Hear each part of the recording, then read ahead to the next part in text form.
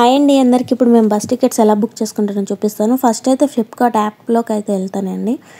తర్వాత ట్రావెలింగ్ అని కనిపిస్తుంది పైన, దాంట్లోకి వెళ్ళిన తర్వాత ఇక్కడ 3 ఆప్షన్స్ అయితే ఉంటాయి. నేను బస్సెస్ సెలెక్ట్ చేసుకున్నాను.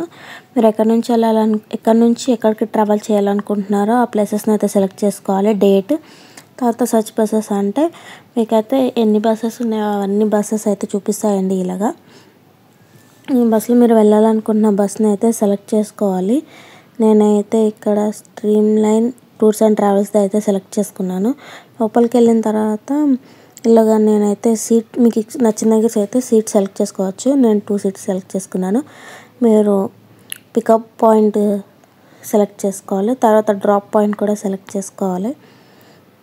సెలెక్ట్ చేసేసుకున్న తర్వాత మీ డీటెయిల్స్ అయితే ఇచ్చేయాలండి.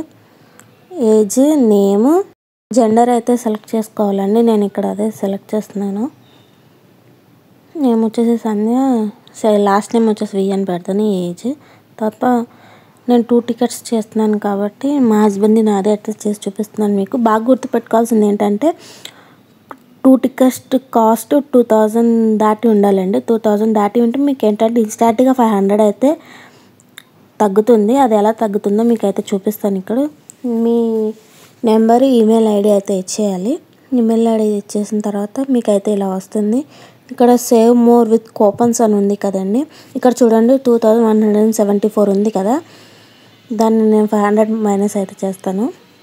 ఇక్కడ మీరు కూపన్ అప్లై దగ్గర ఫ్యామిలీ అనే కూపన్ని అప్లై చేస్తే మీకు ఇన్స్టాంట్గా అయితే 500 రూపీస్ అయితే తగ్గుతాయండి.